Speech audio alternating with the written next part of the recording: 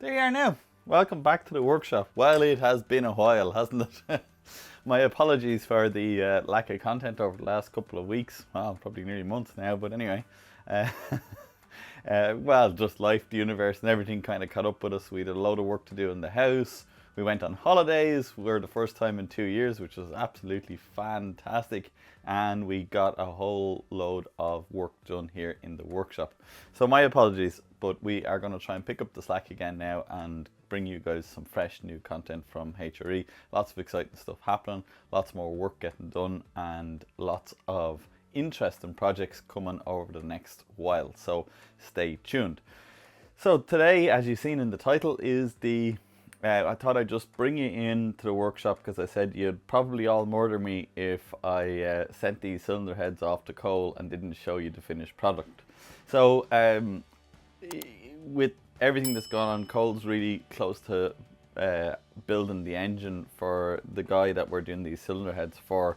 So I kind of got a wriggle on and got a lot of the work, the finishing work done on these cylinder heads, unfortunately off camera. It's just one of those things, doesn't always get to happen. I've showed you pretty much everything I've done in previous videos, so you can kind of go back through my archive and see the shimming up of valves and stuff like that. And I have another couple of cylinder heads coming through the shop actually at the moment, and I'm going to shoot a bit of video on those doing the same sort of thing, so you won't have missed anything really, but I thought it would be nice just to kind of show you. So we're at the stage here now where I'm just packaging up these heads kind of really to get them off. On the last video in this series, I'm pretty sure what we did was the valve, these rockers, we rebuilt these rockers I think, or we came very close to it. So I have these all shimmed up and I'm going to show you them all now in close-up. What I'm doing here at the minute is I'm just fitting the last split pins to the rockers because they are finished now, completely done and ready to go. Something that you might notice about these is that I haven't put the springs into them. So what would normally sit between these rockers are springs like these kind of guys. They would normally sit between each one of those rockers, and there'd be 3 springs per set of rockers. And their job is to kind of space these rockers to keep them over the valves. What I've actually done here is I've fitted solid shims. Now this is just my own setup. I get this cold drawn heavy wall EN8 steel from a local supplier, gun drill it and then chop it into spacers, and then on the lathe I can just turn these spacers to the right size. I also have a bunch of shims, I'll show you just before I put this one on, in different sizes. In fairness, I can't tell you that these are fancy. I get these from Mini Spares in all different sizes. They're just rocker spacer shims. Why do I run these solid spacers rather than the springs? To be honest with you, it's just personal preference. I like to get these sitting in an exact position, and I'm going to bring you in on the camera now in a minute to show you exactly where I like these to sit. I like to get them to sit in a certain position, and with the springs that's more difficult to do. You kind of have shims one side and springs the other, and there's obviously some resistance associated with having those springs in there. Getting rid of those springs and putting spacers in like this gets rid of that resistance, so it takes side load off of the rocker, which then takes load off of the camshaft and takes resistance out of the valve train. That's just my thinking. Does it lead to a slightly noisier valve train? That's what the consensus across the board from people that have criticized this setup over the years. They say, oh, it adds a lot of noise to the rocker train. Honestly, in a Mini that's well set up with a good valve train, I couldn't tell the difference between running one style and the other. Maybe there is a very slight difference if you already have a worn valve train. If the valve train on the engine is already worn, then potentially there is a little bit of a difference.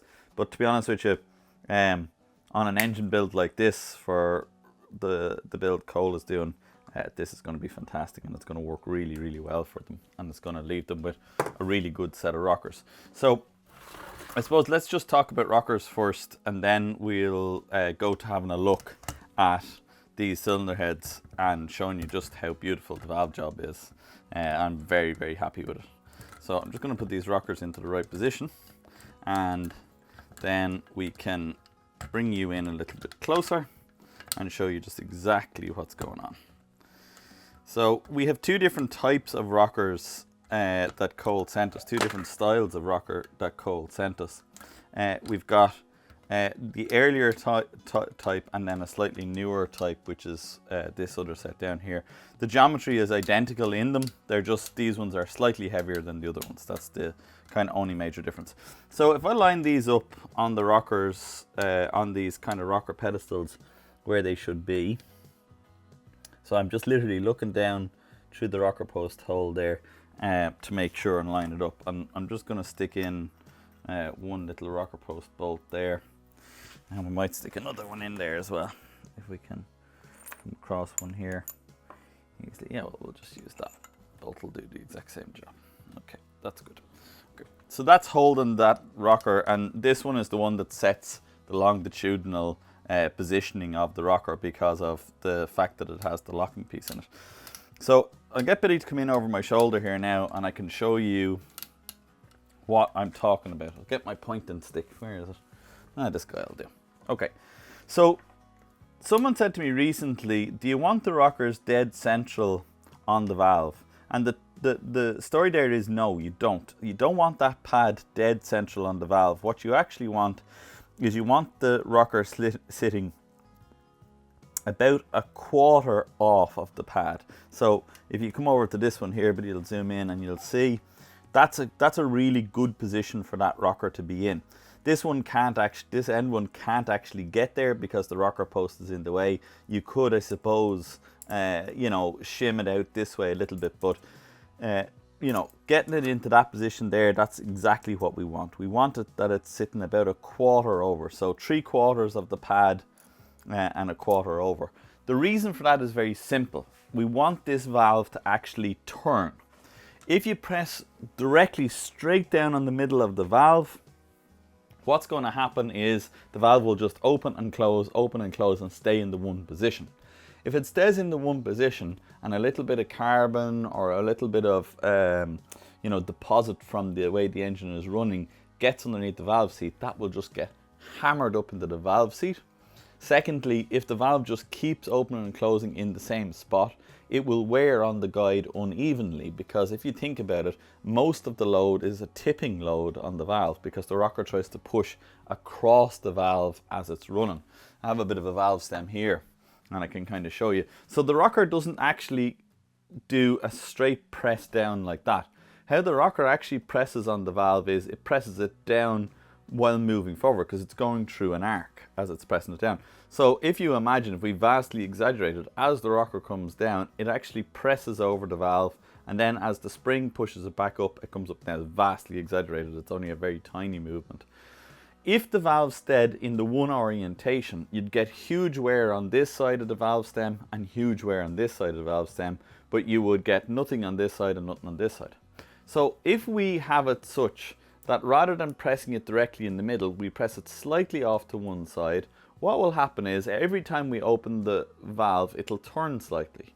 And then as the spring closes it, it will turn slightly. So it'll turn and turn and turn and turn. And as you get speed up in the engine, what will happen is the valve will actually naturally just rotate around. That rotation is brilliant for the valve because it spreads the wear completely evenly all around. It spreads the wear on the valve seat all the way around, and if there's any kind of carbon or debris, that also gets moved around. So ideally, what you want is you want the rocker to sit in a position such that while it is not dead center on the valve, this is a really good example. So you can see the rocker is slightly further over this side than it is this side. There's more space on this side of the rocker than there is on this, and that's exactly what you want. You do, however, want to make sure that you shim that in such a way that the complete top of the valve, in other words, that whole surface there, is covered by the pad. When I first put these on, for example, this one here, this middle one, these two middle ones, it was sitting right over the edge. And what you can see is I've put shims in this side here and I've put shims in this side here. Those shims are moving that rocker out away from the post, and they're making sure that we get full coverage on the pad. And that's what we're trying to do. All we want is a bit of bias one side of the rocker pad from the other. It doesn't need to be any particular way. It doesn't matter if that valve turns one way and the other valve turns the other. It won't cause any grief at all. It just want to make sure that your rocker has some bias. But you definitely don't want to get it to this position where the rocker has so much bias on the pad that it's sitting way off to one side. Here's an example here. I've just set this one up to show you what would look like, what would be wrong, okay? So if you look at this, I just put a shim this side just to show you guys what I'm talking about. You can see, I'll try and get Billy to get a down that way shot on it. So from this angle, hopefully what you can see is that the rocker pad is now slightly off, or the valve stem is slightly off the rocker pad. There's actually a bit off there, and that is wrong. We don't want that. I've just purposely set it up like that by putting a shim in there to show you. So when I take that shim out, that pad is going to slide over there 2 millimeters, and it's going to be sitting lovely on that valve stem top plate. Okay, I'm gonna put this cylinder head down now so that you can see this valve job, because it is really awesome. I'm so happy with how it all worked out, and the work that Westward Engineering did for us on these cylinder heads is fantastic. We're so lucky to have another partner so close with such brilliant tech. So I'm just going to give this a little bit of a wipe for you. It's all covered in WD-40 because of course we want to try and keep these heads from any rusting when they go across the sea. So look at that for a surface. Isn't that absolutely magic? That's cut on their CNC surfacing machine, and it is just so good. I'm going to bring it down this way just to try and not reflect any light on the cylinder head. So we've got the absolutely fantastic Paul Ivy valves from REC. The best valves in the industry, and these are the proper Cooper S valve. They're a slightly shorter height. We recessed those combustion chambers. You'll remember doing that machining with me a couple of weeks ago, and Martin has got in there and he has cut the valve seats. Now, the very keen-eyed among you might notice that the inlet valve is just ever so slightly lower than the exhaust valve. That is just what we had to do to get the proper valve seat. What we have done is we've kept all the exhausts at the exact same height, and we've put all the inlets at the exact same height. It's gotten us a better seat on the inlets, and it's got us a good seat on the exhaust. Absolutely fine, and for a road going engine that's going to work absolutely perfect. What you have to remember here is we're restoring very old cylinder heads.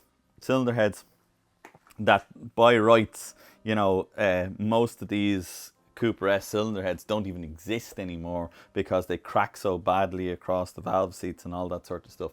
So what we've done here is we've done the best sympathetic restoration of these cylinder heads that is going to give a really reliable engine that's going to work really, really well, and is going to, well, I think Cole is going to be absolutely delighted with these. I think he's going to be very happy.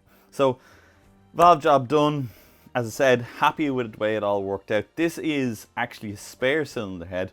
We had a couple of moments of conversation when Cole first asked me to do this job, and I was so nervous taking this on because so many times before that I've done these S cylinder heads, all the cracking that can be in them because the cast iron is just so old can be quite bad.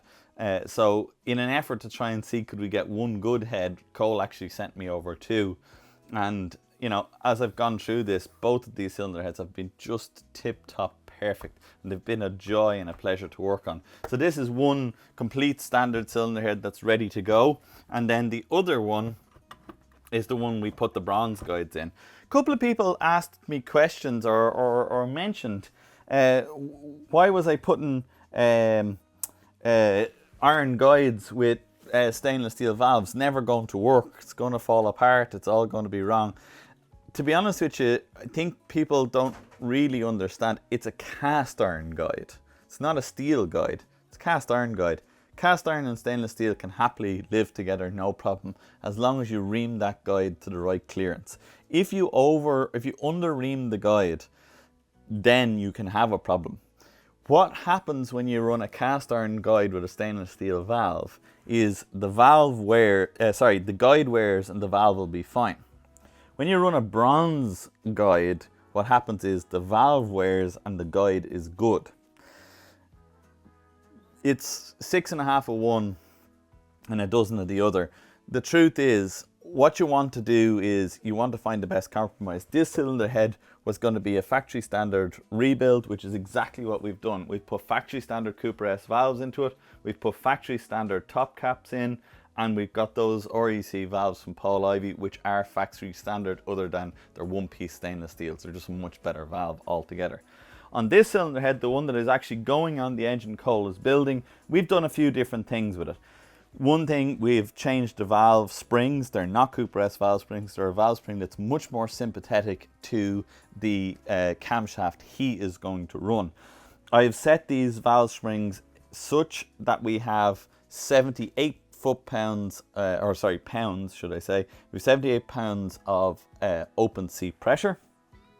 And for the valve lift Cole is running, we have pretty much exactly what we want over the nose.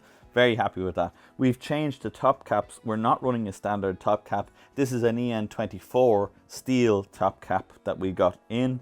We're running an EN24 collets, and we're running the slightly higher spec EN21 stainless steel valves from Paul Ivy. So this cylinder head itself, slightly elevated, slightly further up. We've put the bronze guides into it to give it ultimate wear, or ultimate longevity for wear. And we've done all the chamber work on the port work on it. The head is pretty much ready to rock and roll. It's pretty much ready to ship. The rockers are the same. The only other job we did for Cole was we restored these primary gears. So when we got the primary gears, I'm going to put a photograph up here of what the primary gear looked like. I managed to take a photograph before I restored them. Wow, were they in bad nick. We put them in the lathe. We trued them up. We put a new bronze bush into this side and a new top hat bush into that side. We put them in the lathe, and I have videos on doing this before. Trued them up in the lathe, and we line bored in one go both bearing surfaces. We've left these at the higher end of the clearance so that Cole can use a different group of shims to get exactly the right end float on his truss bearing, but we have these to clearance on the inside, factory spec. The other thing we did was we remachined this surface here. This is the surface that the oil seal ran on, and to be honest with you, the oil seal surface had a huge big lip in it. So what we did was we put that in the lathe. We used a special carbide insert, and we took a couple of thousandths off the top, and we got that back up brand new factory shining. Linished off the truss face here as well. This truss face sits up against another truss washer, so we linished that face so it's dead flat again, dead true to this side. The seal is running dead true to the trusses, and all of the teeth for the clutch plate is also running true. I've seen a couple of these come in recently that were overhauled by somebody that was supposed to have known what they're doing, and when the customer went to fit them into the car, what they found, well, one of them basically it was locking up the transmission, and the other one would eat its oil seal within a matter of, 100 miles down the road. The clutch oil seal was failing and the oil was piddling out the bottom of the clutch housing. He brought them to me and asked me to check them for him, and when I checked them, I chucked them up in the lathe. I put a dial gauge on the inner race here on this bronze bush, and I put a dial gauge on the seal surface, and there was 4 thousandths of an inch difference between the inner and the outer. Now if you get 4 thousandths of an inch difference between inside and outside in run out, what you effectively have is a primary gear that's doing this. It's going up and down, up and down, up and down, rather than running through. That is going to destroy a seal. There's no way the seal can take that amount of clearance up. It can probably do with a half a thousandths. It might even do with a thousandths if you aren't revving the absolute snot out of the engine. But 4 thousandths, doesn't matter what you do. That oil seal is never going to take it. So what we had to do, we had to take out the bushings that person had put in, put new bushings into it, true it up again in the lathe.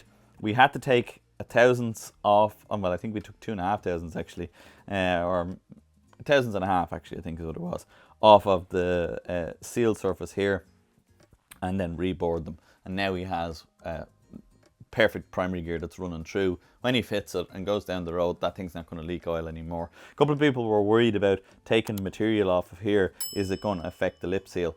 The lip seal, generally speaking, when you buy a lip seal, the one for a Mini, this one for the Mini, is going to be able to deal with about 2,500 under size, and it's still going to seal absolutely fine. There's a big spring in behind it, and it's well capable of taking it. So, you know, if the gear was in factory standard, this gear won't take another one unless you go down a size in the lip seal. But right now it's exactly on the clearance, and it's perfect. It's absolutely great. So both of those gears came up lovely. That one's another one we did exactly the same thing. So he has 2 good primary gears, all rebuilt rockers, and 2 perfectly rebuilt cylinder heads. We're going to box these up, we're going to send them off to Cole, and the next time you guys see them, we'll be over on Classic Mini DIY's channel, and you get to see them hopefully being built up on an engine over stateside. Just want to take this moment to thank everybody who's tuned in. I appreciate your patience. I just also want to just give a shout out. A few people over the last couple of weeks have been dropping a few bob into our coffee account and just saying, hoping everything is okay and you guys are doing a good job. Thank you so much. A couple of people bought a bit of merch as well over the last couple of weeks while we were away and said, love the channel, thank you very much. How can I support? And they threw in a few bob into the coffee and bought a bit of merch.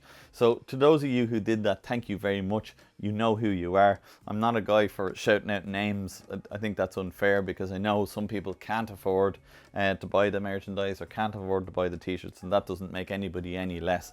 Anybody who does help out and appreciate it, and anybody who can't, well, we're delighted for you to be here on the channel with us and sharing our time. Hopefully, as I said, we'll get back to a little bit more of a regular schedule. It's summertime here in Ireland. It's very warm. We've got a lot of work going through the shop, but we're going to try and shoot videos as often as we can and try and get content back up there for you. And yeah, I can say nothing more than thanks for subscribing. And if you haven't, do hit that subscribe button, comment away, and we'll see you guys on the next one.